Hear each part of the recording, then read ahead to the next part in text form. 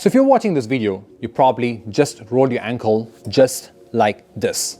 But let us say if your ankle sprain went like this is not the video to watch. I would recommend discussing with your doctor because those type of sprains, they have high risk for complications. But let's say you rolled your ankle, you probably missed a step, or you probably were playing a sport and then you rolled your ankle. Right now, there's a high chance that your ankle might be swollen and painful, and you might be afraid to move it. I'm Dr. Sri, I'm board certified family medicine and sports medicine doctor, and I'm going to tell you one of the most important rules of ankle sprains. Rest is important, but movement is medicine as well. If we keep it completely stiff for too long, it gets stiff and weak. But if we move it too much, we aggravate the injury. We need to find the sweet spot. So in this video, I'm going to cover phase 1 and phase 2 of your rehabilitation. In phase 1, we'll be using gentle, non-weight bearing movements to pump that swelling out and get the range of motion back. In phase 2, we'll be adding resistance bands to wake up the muscles that surrounds the ankle joint. And all of these exercises can be done while sitting. Now let's get that ankle moving safely.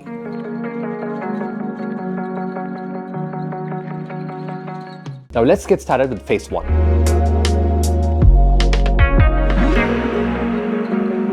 So let's say you just had an ankle sprain and your ankle is like severely swollen and painful and not able to weight bear a lot. You will start with phase 1 here. So during phase 1, our goal is to control the swelling and decrease the pain and improve the range of motion. So during this time, some people may be able to partially weight bear, some people may not be able to weight bear as well.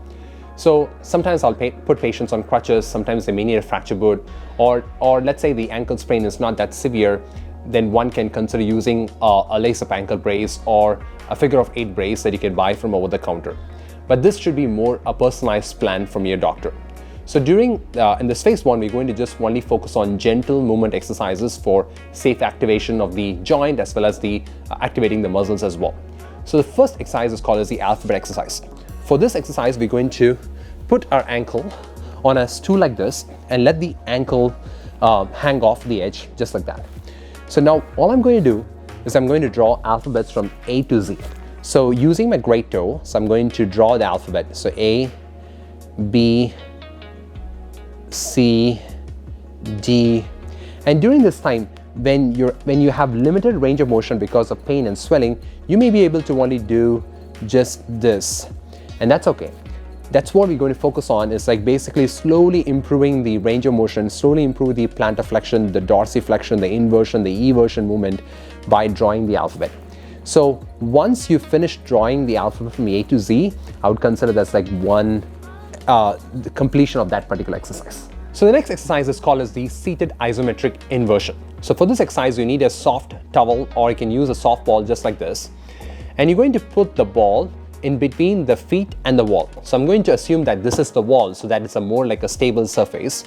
So I'm going to put the ball onto the wall, basically between the wall and the foot. So what I'm going to do is I'm not going to move my ankle much, because during this phase your ankle might be swollen, you may not be able to do a lot of range of motion like this.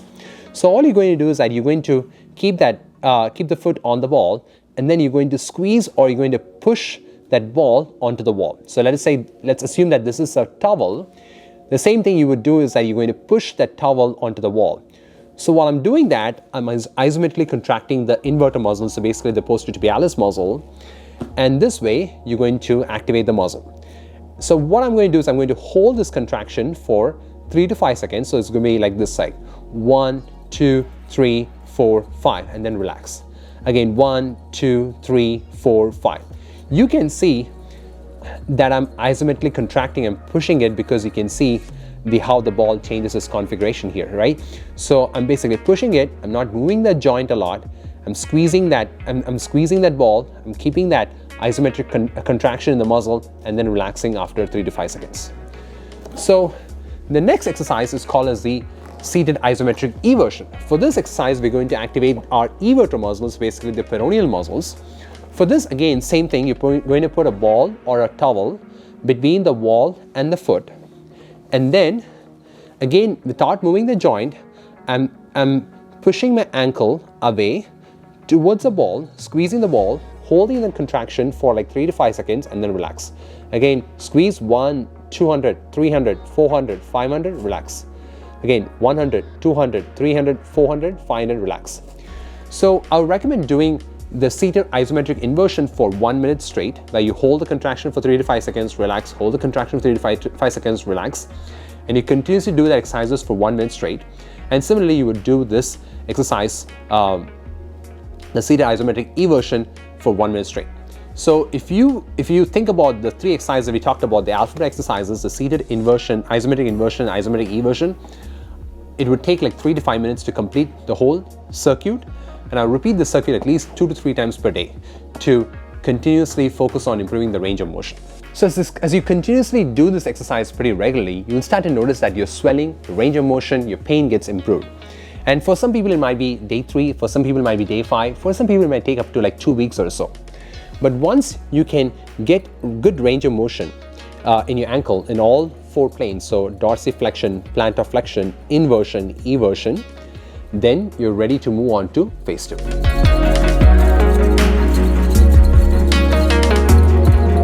So for phase 2, you will need a resistance band, and you can buy this resistance band anywhere from Amazon or Walmart or any sporting store. I would get a resistance band that goes in a few different colors from lighter to heavier, and I'm going to choose this red one here, which is kind of like slightly on the heavier side.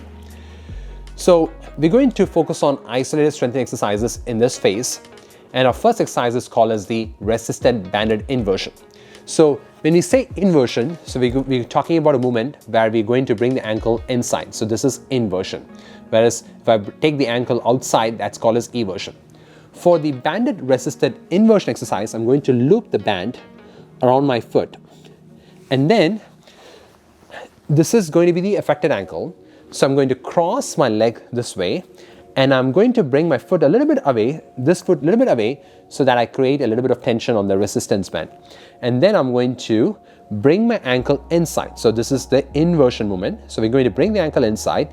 I'm going to bring all the way inside, and then I'm going to keep a squeeze for like 1 to 2 seconds, and then relax. Again, 1, 2, relax. 1, 2, relax. 1, 2, relax. So we're focusing on strengthening our posterior tibialis musculature here. And I would do this exercise for a total of 1 minute straight.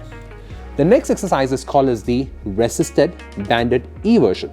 For this exercise, again, we're going to loop the band around our foot. Now this is going to be the affected ankle here.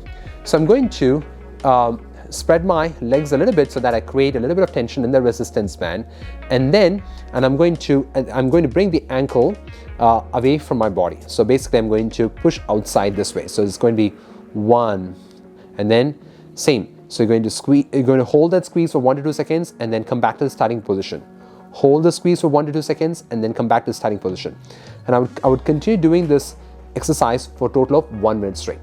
So the next exercise is called as the resisted banded dorsiflexion. For this exercise, I'm going to loop the resistance band again around my foot, but I'm going to bring my affected ankle. So let's say this is my affected ankle here. I'm going to bring my affected ankle on top of my shin like this, and I'm going to put my foot in such a way that there is some amount of resistance on the band. And now the band is kind of pulling me towards this way, but I'm going to bring my ankle towards me, hold this contraction for like 1 to 2 seconds, and then go back to starting position.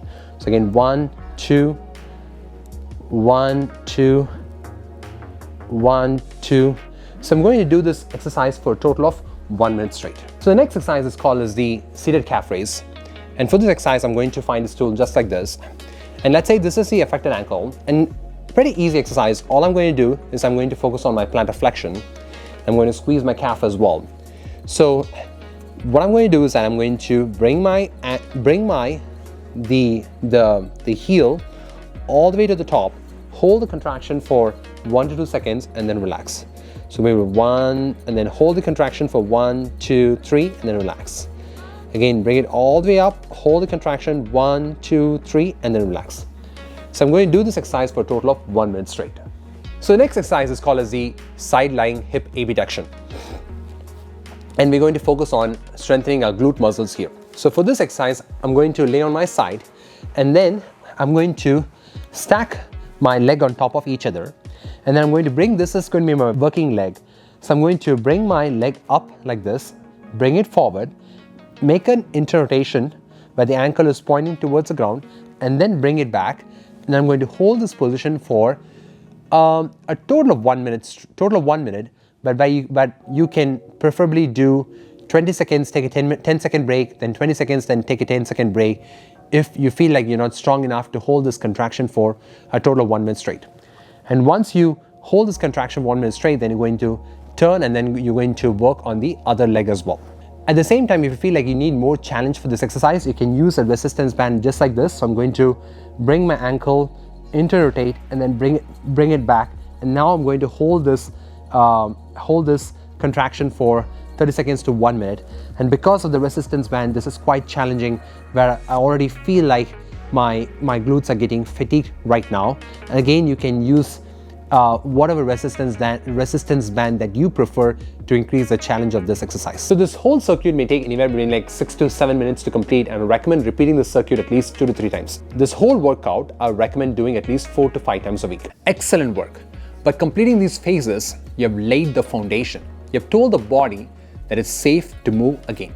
I want you to stick with the phase 1 and phase 2 until your swelling is down, your range of motion is full, and you're able to walk with almost no pain. But listen closely here. The biggest mistake that I see patients doing is that they stop their rehabilitation just because the pain is gone. Remember, the pain could have been gone, but your ankle might still be weak. If you stop here, there's a high chance to get another ankle sprain in the next 6 months. So to prevent that, we need to retrain your balance and to load the joint safely. And that's exactly what we'll be doing in phase 3 and phase 4. And I fill in that advanced routine right here. You can click here to get started. And remember, when you're able to walk pain-free, then you can start with phase 3 and phase 4. Okay? If you found this video helpful, please make sure to hit the like button so this video can reach more people. And when you're ready, I'll see you in phase 3 and phase 4.